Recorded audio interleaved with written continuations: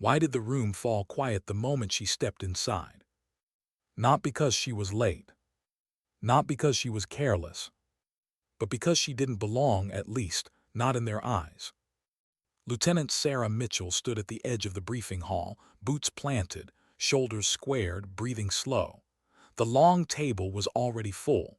Men who had been here longer, men who had passed more drills, men who never had to prove why they deserved the chair they sat in. She remained standing. The overhead projector hummed, a map flickered to life. No one looked at her. She felt it, that familiar pressure behind the ribs, the quiet tightening, not fear, something worse, anticipation of dismissal. She had learned long ago not to fill silence with excuses. Colonel William Mitchell, no relation, a coincidence that never helped, paced in front of the screen. His voice was calm, precise, sharpened by decades of command. 26 candidates left, he said. Only the adaptable remain. His eyes drifted to Sarah, lingered. Some, he added, are still confusing potential with performance. A few chairs shifted. No one smiled. Sarah kept her gaze forward. She had heard worse, louder, crueler. But something about today felt heavier. The drills began before sunrise. Humidity clung to skin like a second uniform. By the time they reached the range, sweat had soaked through collars and patience was already thin. Qualification run, the instructor barked. Sarah lifted the standard issue rifle, adjusted her stance, did everything exactly as she'd been taught. The first shot pulled right. She corrected, the second followed. Her jaw tightened. By the end, the target told the story she already knew. Failing again. 68%, the instructor called out. A murmur rippled behind her, not loud enough to challenge, just loud enough to wound. Colonel Mitchell didn't raise his voice. He didn't need to. Pathetic, he said, almost conversationally. Your assessments are sharp. Your endurance is impressive, but none of that matters if you can't hit what you aim at. Sarah swallowed. Sir, I'll correct it. He leaned closer. One more failure, Lieutenant, and you're done. As the group dispersed, the whispers followed. She won't last. Quota pick. Waste of time. She didn't respond. She never did. That night, long after lights out, Sarah sat alone at her bench. Weapon disassembled, cleaned, reassembled again. Her hands were steady, always had been. So why did it never feel right? A shadow crossed the table. Lieutenant Mitchell. She snapped to attention before the voice fully registered. At ease. Commander Edward O'Hare stood behind her. SEAL, legend, the kind of man whose reputation walked into rooms before he did. I've been watching you, he said. Her pulse jumped. Sir. You don't fight the weapon, he continued. You fight yourself. She didn't understand. He reached into his holster and placed a worn pistol on the bench. Old, scarred, heavy with history. This has seen more war than most of us, he said quietly. Meet me at the private range tomorrow, 0500.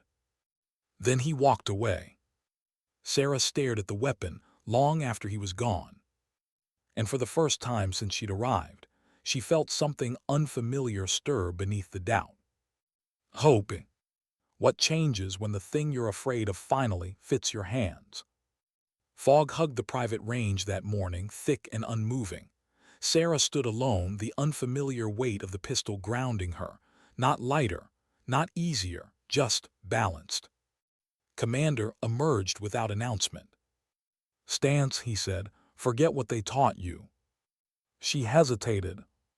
Trust your body. They worked in silence, small corrections, subtle shifts, grip pressure, breath timing. When she fired, the recoil felt honest, predictable. The grouping spoke before she could. Perfect. She didn't smile, she didn't need to. At qualification, Colonel Mitchell watched from behind crossed arms. 98%. No commentary, no praise. just a tightened jaw. The alarm sounded before anyone could speak. Not scheduled. Not simulated. Real. Gunfire echoed from the command wing. This is not a drill. Chaos swallowed the range. Sarah checked her magazine, half full. A trainee went down beside her, blood panic. She dragged him behind cover, pressed cloth into the wound. "Mitchell," the colonel shouted, "we need the armory." "The east corridor is compromised," she said. "There's another way." He hesitated. "I studied the old blueprints." An explosion decided for him. Lead. They moved underground, narrow tunnels, water dripping, breath loud in the dark. She raised her fist. Hostiles ahead. 3 shots, 3 bodies. No celebration. Only motion. Then the radio crackled. "Commander O'Hare captured. 30 minutes. The colonel turned to her. "What's your call?" Sarah felt the weight of the weapon, of the trust, of the moment that had been waiting for her longer than she realized. "I can reach him," she said, "through the vents." Silence. "Do it." How much courage fits into 3 bullets? The ventilation shaft scraped her shoulders raw. Dust burned her lungs. She moved anyway. Below the command center, O'Hare bound, bleeding, unbroken. Her earpiece whispered, "Diversion in 30. She steadied herself. The explosion shook the building. 3 hostiles rushed out. She dropped. 1 shot to disable, 1 to stop, 1 held back. The leader lunged. Her final round ended the choice. When the door burst open, it wasn't fear she felt. It was release. What does redemption sound like when no one is watching? The facility was secured by dawn. Debriefing was quiet.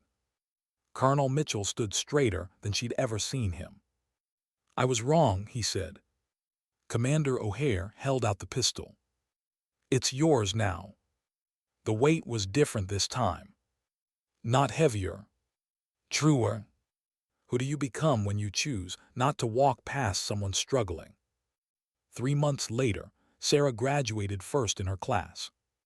That evening she saw a young lieutenant alone at the range, shots drifting, shoulders tight.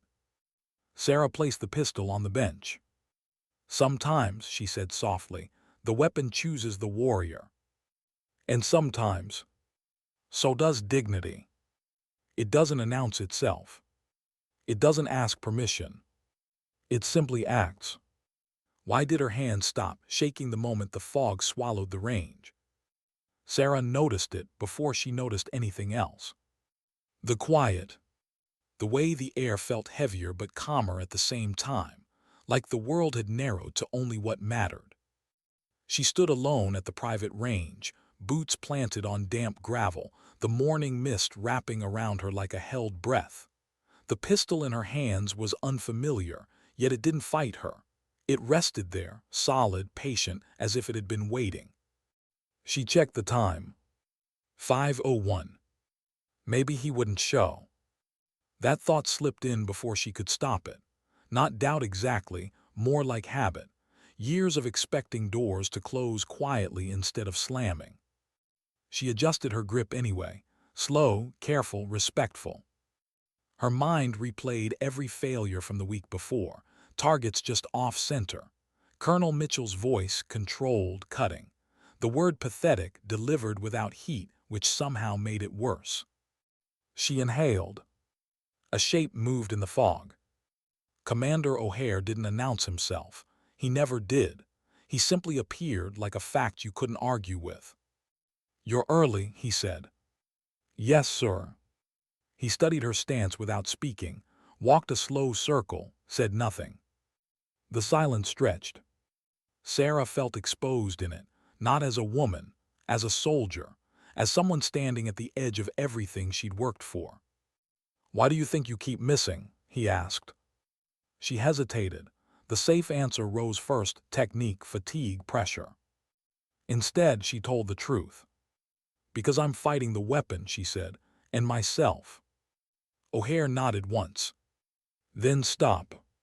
He stepped closer, adjusting her shoulder by a fraction, shifted her feet by inches. Your body knows balance, he said. You learned it climbing, carrying, surviving, but these rifles were built for averages. You're not one. That landed deeper than she expected. She raised the pistol. The weight surprised her, not lighter, not heavier, centered. Slow trigger, he said. Let it break when it wants to. She fired. The recoil was clean, honest. Again. And again. When they walked to the target, Sarah didn't move at first. She was afraid to look, afraid this would vanish the moment she acknowledged it. But it didn't. Tight grouping, center mass. Her chest tightened, not with pride but relief, the kind that comes when something broken finally clicks into place. She swallowed. Sir, why? O'Hare didn't answer right away. That pistol has history, he said instead, and history has opinions. He looked at her then, really looked. You don't force legacy, you live up to it. They parted without ceremony. 2 hours later, she stood back on the main range, the fog burned off by rising heat and scrutiny. Colonel Mitchell watched. She felt his gaze the way you feel a storm coming, pressure without sound. The first shot landed dead center. The second confirmed it. By the end, the range was silent. 98%, the instructor announced. No applause, no reaction. Just the colonel's jaw tightening. Unorthodox, he muttered, but effective. Sarah didn't respond. She didn't need to. The alarm screamed seconds later. At first, no one moved. Training had conditioned them to wait for confirmation. Then gunfire echoed, too close, too real. This is not a drill. The words tore through the space. Sarah's body moved before her thoughts did. She checked the pistol. Half a magazine left. A trainee went down beside her, hit high in the shoulder, shock wide in his eyes.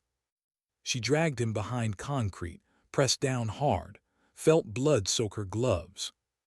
Stay with me, she said. Breathe. Her voice didn't shake. That surprised her. Colonel Mitchell was shouting orders. The command center was compromised.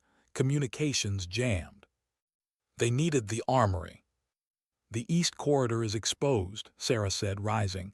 It's a funnel. We don't have time, the colonel snapped. There's another route. He turned on her, really looked at her for the first time that day. How do you know? I read what others didn't, she said. Maintenance tunnels, original blueprints. An explosion shook the ground, dust raining from the ceiling. Decision made. Lead. They moved fast, 5 of them, no bravado, just urgency. The tunnels were narrow, wet, alive with echoes. Every sound felt amplified, breath, boots, heartbeats. Sarah raised her fist. Voices ahead. She signaled positions. No words, everyone understood. 3 hostiles rounded the corner. She didn't rush. 3 shots, controlled, final. The men dropped before they could react. No one cheered. Colonel Mitchell glanced at her. Something had shifted behind his eyes. Impressive, he whispered.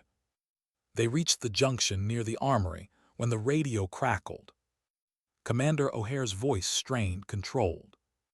Then another voice, accented, calm. We have your commander. Time seemed to pause around the words. Surrender the codes, the voice continued, or he dies. 30 minutes. No one spoke. The colonel's jaw clenched. Sarah checked the pistol. 3 rounds left.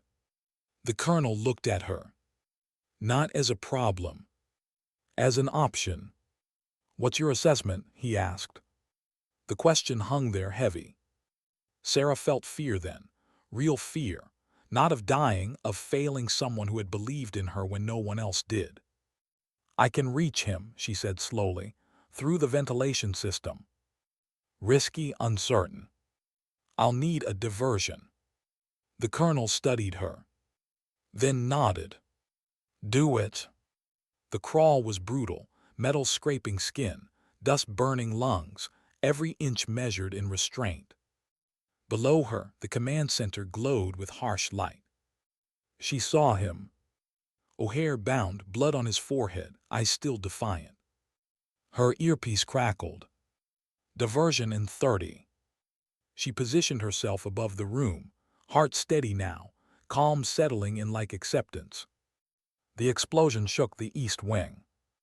3 hostiles moved toward the door. The leader stayed. Sarah dropped. 1 shot disabled. 2nd shot ended the reach. The leader collapsed. She secured him without hesitation. When she cut O'Hare free, he met her eyes. No words, just pride. The door burst open moments later. Colonel Mitchell entered, weapon raised, then lowered. "Well done," he said. And for the first time, it didn't sound like an evaluation. It sounded like respect. Later, standing in the aftermath, dust still clinging to her uniform, Sarah realized something quietly profound. She hadn't proven she belonged. She had simply stopped asking. And sometimes, that's the difference between being tolerated and being trusted. Why did everything feel slower after the gunfire stopped? Not quieter, slower. As if the world needed time to remember how to breathe again. Sarah noticed it while standing in the corridor outside the command center.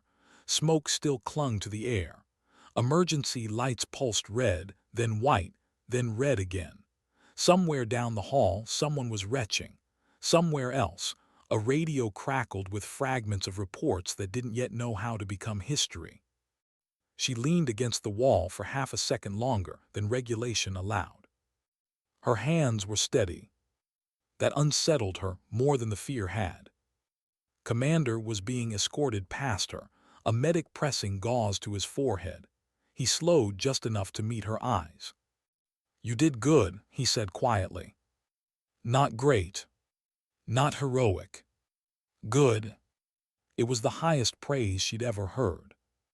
Colonel Mitchell approached moments later, posture rigid, face carved from command. He stopped in front of her, opened his mouth as if to speak, then closed it again. There were too many witnesses, too much unfinished chaos. "We'll debrief when this place is secure," he said instead. "Yes, sir." He paused, looked at the pistol in her hand. "You still have it," he noted. "Yes, sir." He nodded once and moved on. That was it. No apology, no acknowledgement of yesterday's word, pathetic, still echoing somewhere inside her. She holstered the weapon anyway. Some things didn't need to be said to be retired. The facility went into lockdown for the next 12 hours. External units arrived. Intelligence teams swept every corner. Trainees were herded, counted, questioned. Sarah sat alone on a bench outside medical, staring at the floor while dried blood cracked on her knuckles. She replayed the moments she could have gotten wrong. The vent drop. The second shot. The hesitation that hadn't happened but could have. It wasn't guilt, it was responsibility catching up. A medic passed and glanced at her hands. "You're clear," he said. "No injuries." She nodded. Injuries were easy to spot. Everything else stayed hidden. The debriefing room was smaller than she expected. No flags, no ceremony, just a table scarred with use and fluorescent lights that hummed faintly overhead. Colonel Mitchell stood at the head. Commander sat to his right, bandage stark against weathered skin. Sarah took her place across from them. No one spoke at first. Finally, the colonel folded his hands. "Lieutenant Mitchell," he began, voice formal, "your actions today prevented further loss of life, protected classified material, and directly contributed to the recovery of a senior officer." She remained still. "You demonstrated initiative under pressure," he continued. situational awareness, precision. He paused. The room felt tight. I underestimated you. The words landed harder than she expected, not because she needed them, but because she hadn't realized how much weight they'd been carrying. He cleared his throat. This program does not reward comfort, he said.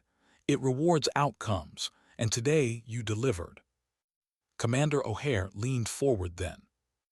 You were calm, he said. That's harder than courage. Sarah looked at him. I was afraid, she admitted. He smiled faintly. Good means you were awake. The meeting ended without ceremony. No handshakes, no photos. Just a door opening back into routine. But routine didn't quite fit anymore. Training resumed 3 days later. Same drill, same schedules. Different gravity. No one whispered when she walked past. They watched instead. Not with admiration, with recalibration. Sarah felt it in small things, the way space was made for her at the table, the way questions were directed her way during tactical planning, the way instructors stopped correcting her grip and started asking why she chose it. It should have felt satisfying. Instead, it felt lonely. Recognition was loud. Belonging was quiet. Late one evening, she found Commander O'Hare on the range, alone, cleaning his sidearm. She stopped a few feet away. Sir? He didn't look up. Sit, he said. She did. For a while, neither spoke. You know why I gave you that weapon, he said eventually. She thought of a dozen answers. Because you saw something, she said carefully. No, he replied, because I saw what everyone else ignored. He met her eyes. You weren't failing, he said. You were being forced into someone else's shape. The words settled into her slowly. I don't plan to be anyone's exception, she said. He nodded. Good, be a standard. Weeks passed. The program intensified. Missions became more complex. Sleep grew scarce. Mistakes became costly. Sarah struggled not with competence but with expectation. Every success raised the bar. Every silence after a win felt heavier than the criticism before. One night during a navigation exercise, she froze. Just for a moment. Her compass reading conflicted with terrain memory. 2 paths, 1 choice. The old voice surfaced, the one that asked if she was good enough to decide. She closed her eyes. Chose. They made it back with seconds to spare. No one knew how close it had been. She did. Afterward, she sat alone, staring at her boots, breath finally catching up. Strength, she realized, wasn't loud confidence. It was choosing anyway. Graduation approached quietly, no countdowns, no speeches. Just the narrowing of possibilities. On the final night, Sarah stood on the range long after curfew, target silhouettes downrange, moonlight silvering the edges. She didn't fire. She just stood there, pistol heavy at her side. Commander O'Hare joined her without a word. You ready? He asked. She considered the question. Yes, she said. And meant it not because she had no doubt, but because doubt no longer controlled her. On graduation day, as insignia was placed in her hands, applause rose around her. She felt none of it. Her eyes found the edge of the crowd. A young lieutenant stood there, watching, shoulders tight, doubt written plainly across her posture. Sarah remembered that feeling. Later that night, she walked the range again. The young officer was there, shots drifting, jaw clenched. Sarah didn't interrupt. She waited until the officer noticed her. Then she unholstered the pistol and placed it gently on the bench between them. Sometimes, Sarah said, voice calm, it's not about trying harder. The young officer looked up, confused. It's about finding what fits, Sarah finished. She stepped back. Didn't wait for thanks. Didn't need it. because resilience, she had learned, doesn't announce itself. It moves quietly and leaves the door open behind it. Why did the silence after graduation feel heavier than every drill she'd survived?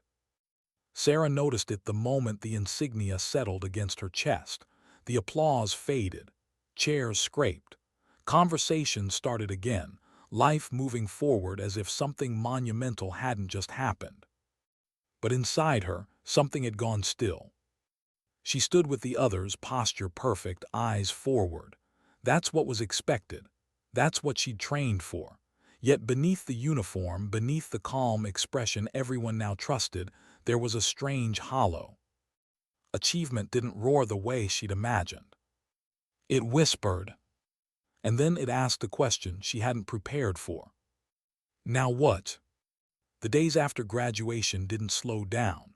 If anything, they sharpened. Paperwork, clearances, evaluations that carried real consequences now. No longer training hypotheticals, real assignments, real lives. Sarah read every file twice, sometimes 3 times. She told herself it was professionalism. But late at night, alone with the glow of a desk lamp, she admitted the truth. She was afraid of becoming a symbol instead of a soldier. People talked differently around her now, carefully, as if one wrong word might expose something fragile. Some tried too hard to praise her, others avoided her altogether. Both felt wrong. She missed the clarity of being underestimated. Back then, expectations were simple: fail quietly. Now failure had weight. Commander noticed before she said anything. He always did. "You're carrying it," he said one evening as they walked the perimeter. "Carrying what, sir?" The moment he replied, "Don't." She frowned. "Isn't that the point?" He stopped walking. "No," he said calmly, "the point is what comes next." The first real operation briefing came a week later. No cameras, no ceremony, just a room, a map, and names that wouldn't make headlines. Border region, mountainous terrain, a cell operating in fragments not large enough to be dramatic but organized enough to be dangerous. Intelligence thin, local trust thinner. Sarah listened, taking notes, watching how decisions were framed. What wasn't said mattered more than what was. At one point the room went quiet. "We'll need a sniper overwatch," someone said. "Secondary recon, silent insertion." Eyes shifted. Someone glanced at Sarah, then away. Then back again. Colonel Mitchell, still precise, still severe, cleared his throat. "Lieutenant Mitchell," he said, "your assessment." Every version of her from a month ago would have hesitated. This one didn't. She stood, walked to the map, pointed. "There's a ridgeline here," she said. "Looks ideal. It's not too obvious. They'll be watching it." She moved her finger slightly. "But this slope overlooked, dismissed. Access is harder, but that's why it works." The room leaned in. "Silent patience," she finished. "Not dominance, observation." No one argued. After the briefing, she sat alone, staring at her notes. She should have felt proud. Instead, her stomach tightened.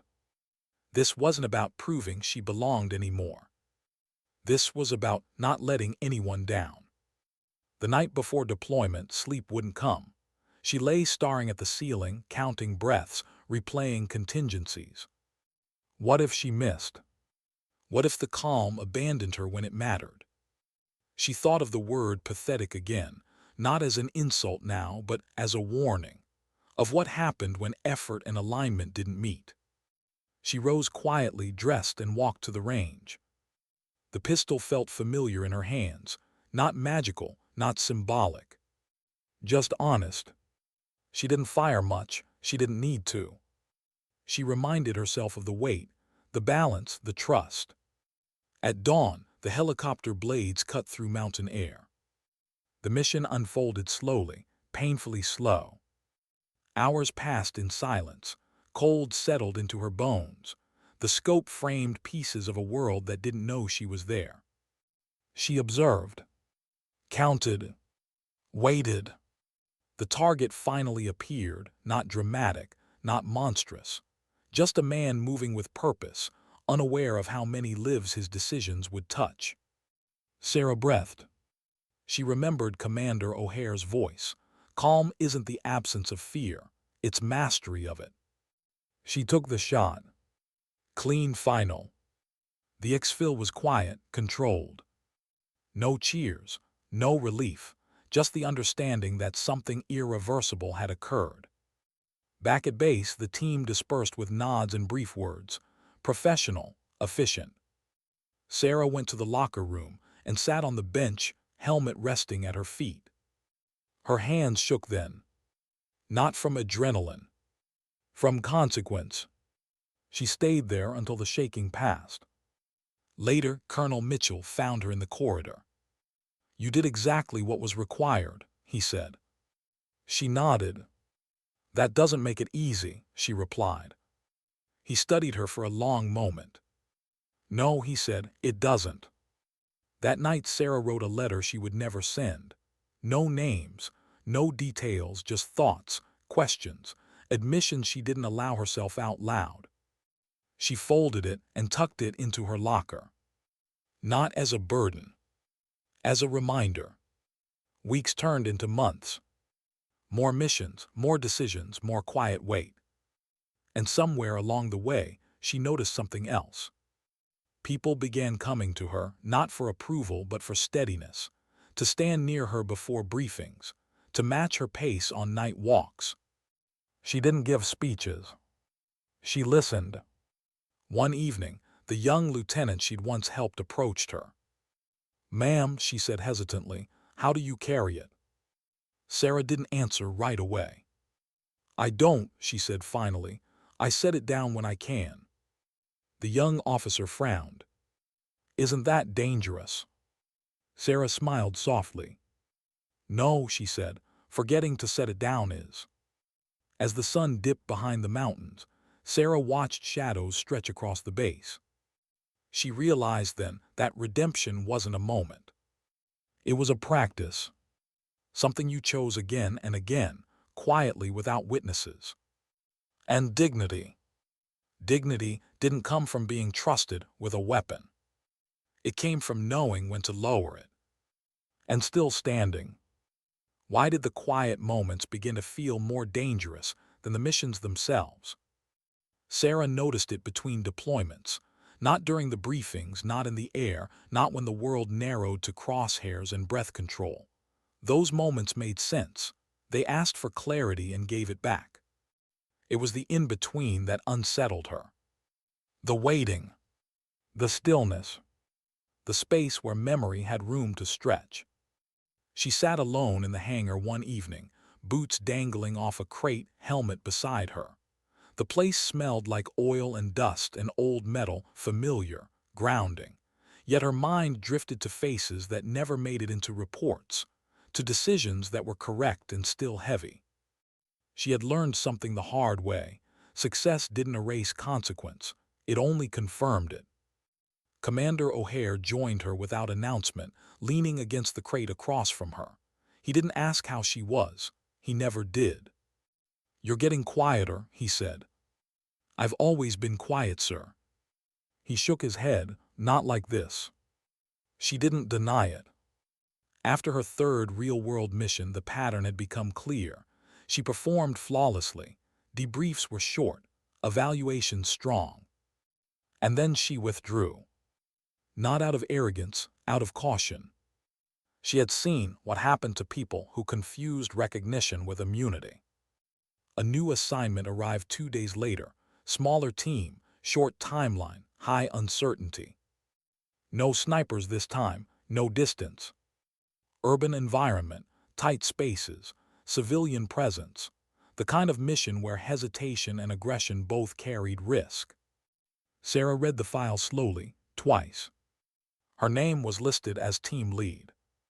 She stared at it longer than she should have. During the briefing, eyes turned toward her instinctively now.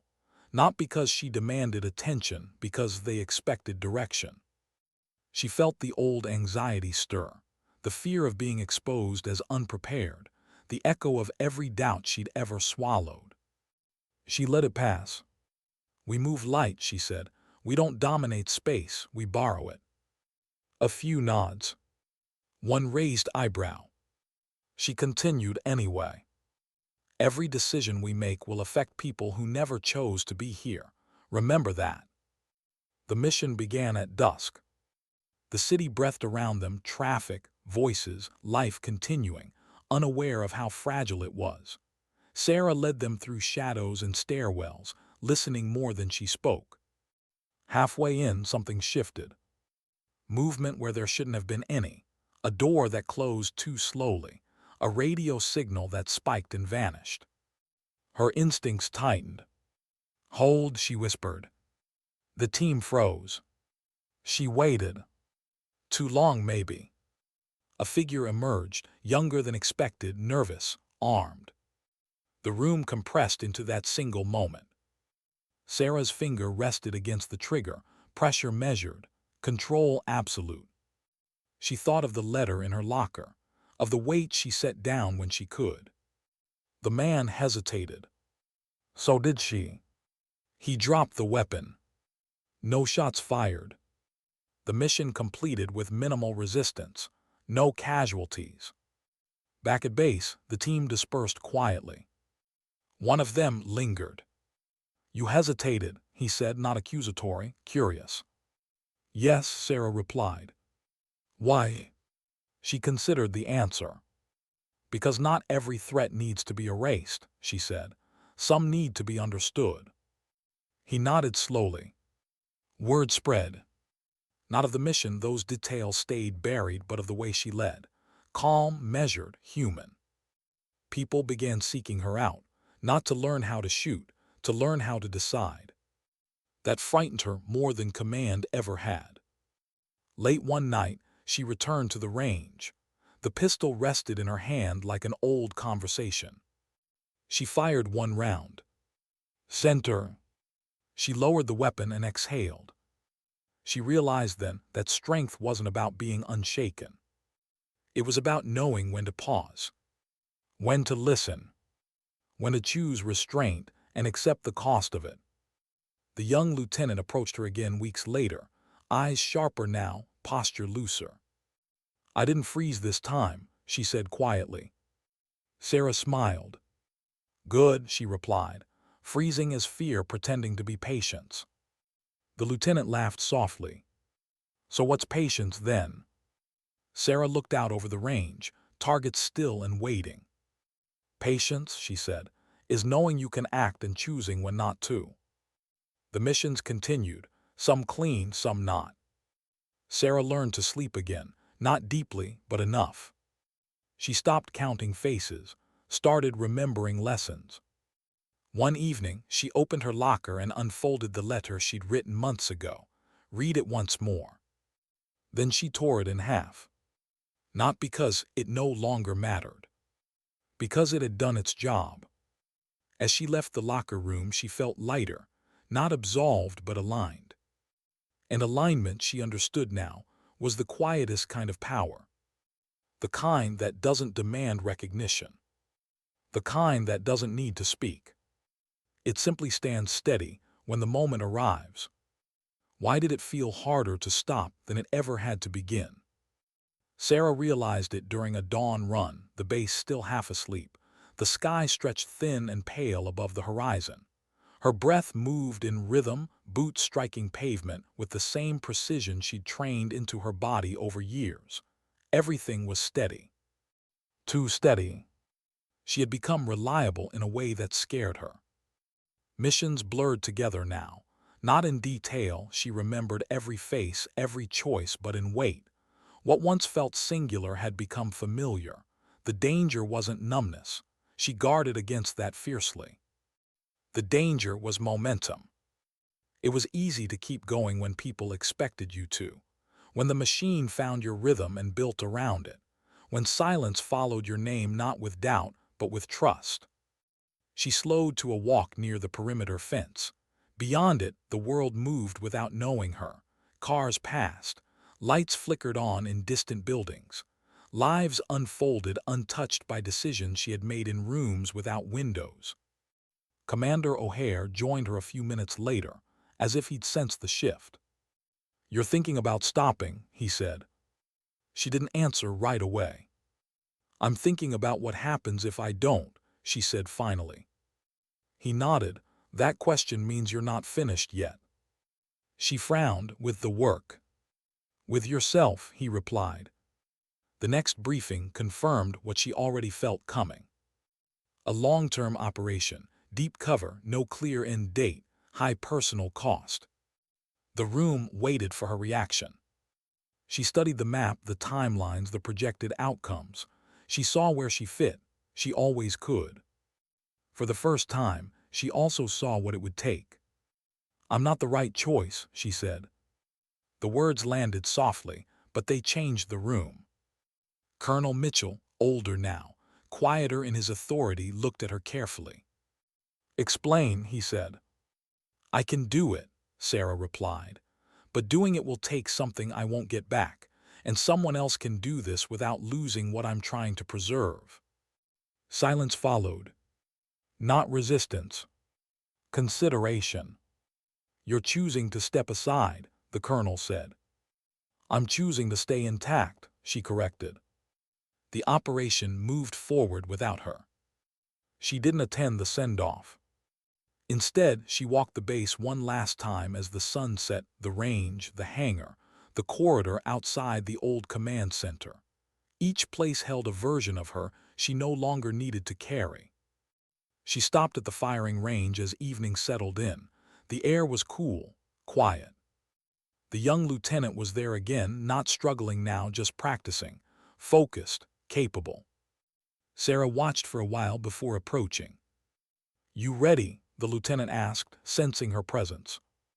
"Yes," Sarah said, and this time it meant something different. She unholstered the pistol.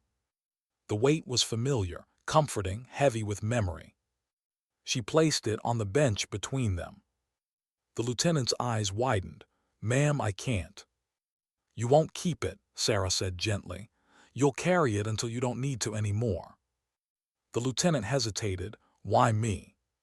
Sarah smiled just slightly. "Because you ask questions," she said, "and you listen to the answers." They stood there together as the last light faded.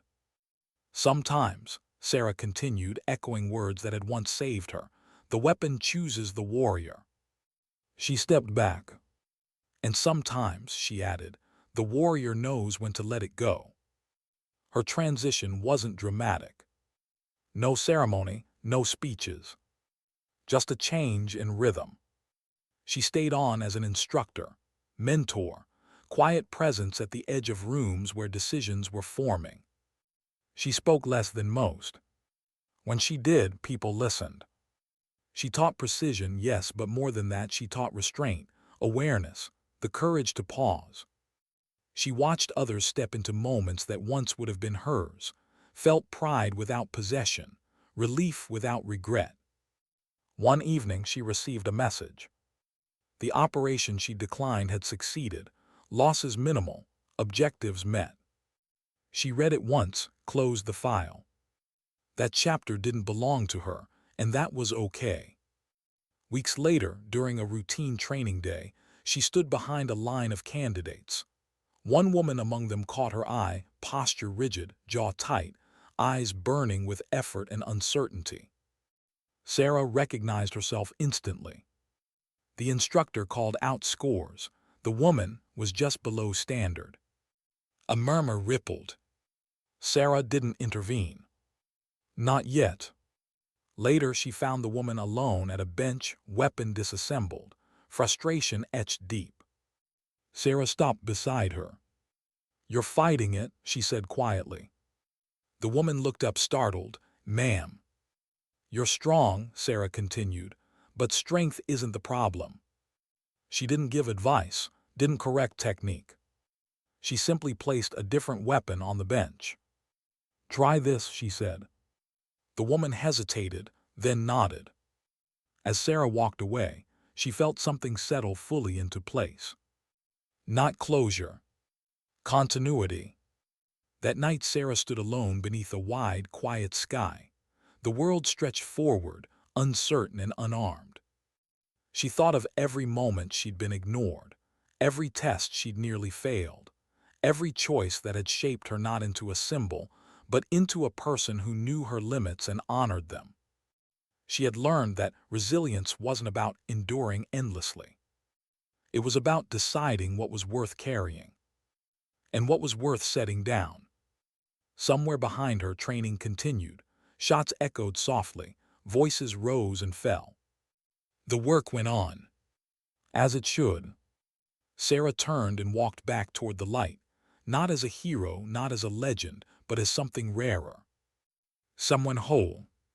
Because in the end, dignity doesn't shout. It doesn't demand recognition. Sometimes, dignity doesn't even stay in the fight. Sometimes, it knows when to step back and leave the door open for the next quiet strength to walk through.